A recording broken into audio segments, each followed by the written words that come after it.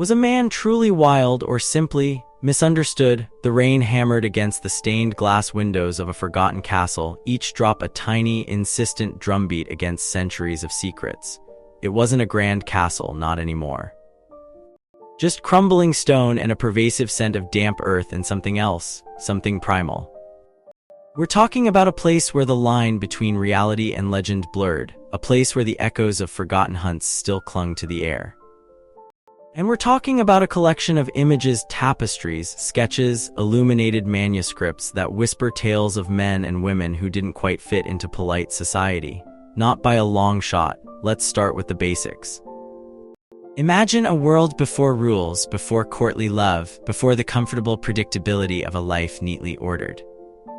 Picture a landscape dominated by dense forests, shadowed valleys, and a sky perpetually bruised with storm clouds.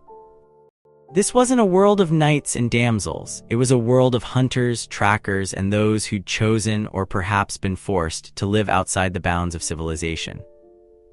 These were the wild men and women of the Middle Ages. We're not talking about simple, hairy savages. These weren't the stereotypical figures of folklore, snarling and brandishing clubs. These were people who'd rejected the constraints of society, embracing a life of freedom and, let's be honest, a healthy dose of chaos. They were depicted in art, intricate tapestries, detailed sketches, and illuminated manuscripts as figures both alluring and unsettling. A woman, often strikingly beautiful, captured by a centaur, rescued by a brave knight who, let's face it, wasn't always entirely thrilled about it, or simply wandering the forest, a wild glint in her eye. And the men, they were equally fascinating. Imagine a figure clad in animal skins, wielding a hunting horn, tracking a deer through the undergrowth. Or a warrior, scarred and weathered, his face etched with the hardships of a life lived on the edge. These weren't heroes in the traditional sense. They were solitary figures existing on the periphery of human society, often portrayed as dangerous, unpredictable, and undeniably attractive. Let's delve into the imagery. Look closely at the tapestries. You'll see a recurring motif, a woman, often young and radiant, being carried off by a wild man. Sometimes it's a gentle abduction, a romantic encounter amidst the trees. Other times it's a desperate struggle, a battle for freedom against a powerful, untamed force. The details are crucial. Notice the animal skins, the rough-hewn weapons, the wild, untamed hair. These weren't people trying to blend in, they were reveling in their difference. Then there are the sketches, quick, almost frantic drawings capturing the essence of these figures. Albrecht Dürer's studies, for example, show a remarkable attention to detail, from the texture of the animal skins to the fierce expressions on the faces of the wild men. And let's not forget the drawings of Urs Graf, whose depictions of wild men and women are particularly unsettling, often portraying them as grotesque, almost demonic figures. But what's the story behind these images? Why were these figures so popular in medieval art? The answer, as with many things of the Middle Ages, is complex. There's a strong element of paganism at play. These figures represent a connection to the natural world, a rejection of the artificiality and constraints of Christian society. They were, in a way, a reminder of a time when humanity lived in closer harmony with nature, before the rise of civilization and the imposition of rules. Consider the symbolism. The forest itself is a powerful symbol, a place of mystery, danger, and freedom. It's a place where the rules of society don't apply, where anything is possible. The wild men and women living in this environment embody this spirit of rebellion and independence. They represent a yearning for a simpler, more authentic way of life. And let's be honest, there's something undeniably alluring about these figures. They're not polished, refined, or obedient. They're raw, untamed, and unapologetically themselves. They represent a rejection of societal expectations, a refusal to conform.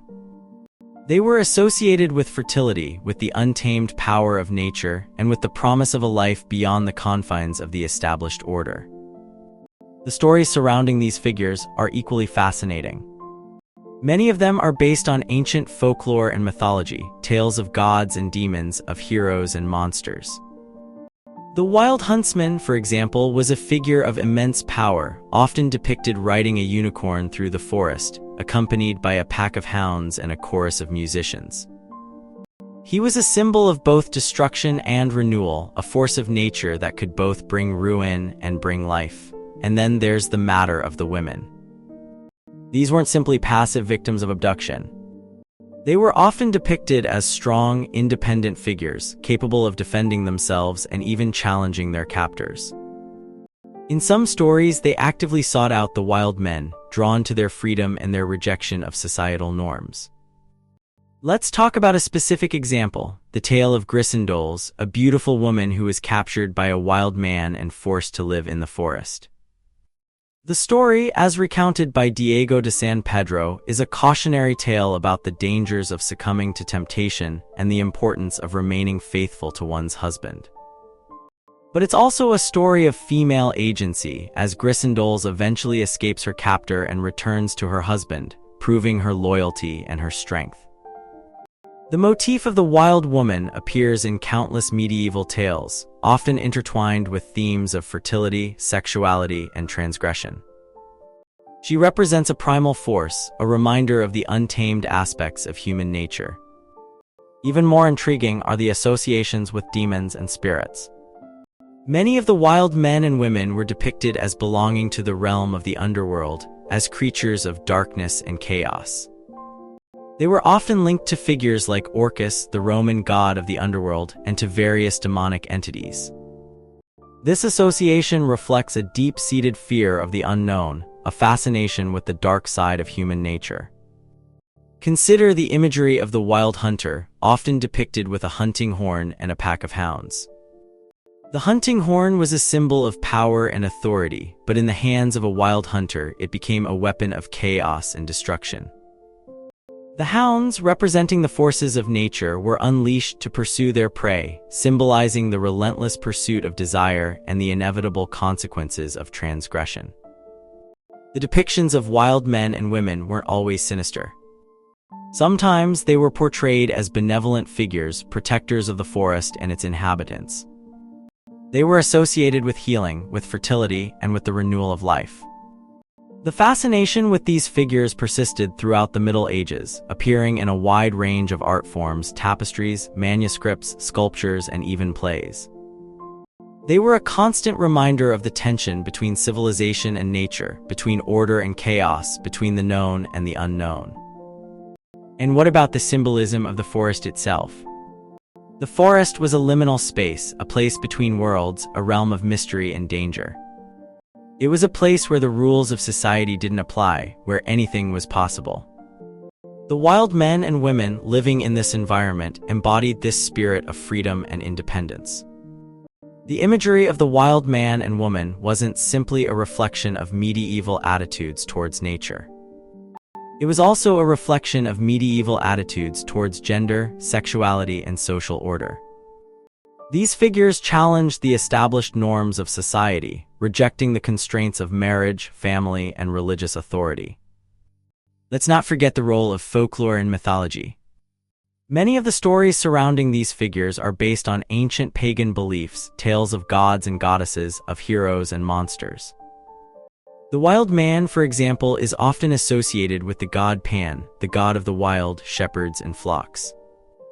The depictions of wild men and women also reveal a deep-seated fascination with the concept of the other. These figures represent everything that society fears and rejects: the untamed, the unpredictable, the dangerous.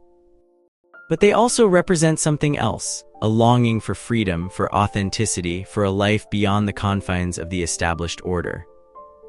The artistic representations of these figures are remarkably consistent across different periods and regions. You'll find similar motifs and themes appearing in tapestries from Flanders, manuscripts from Italy, and sculptures from Germany.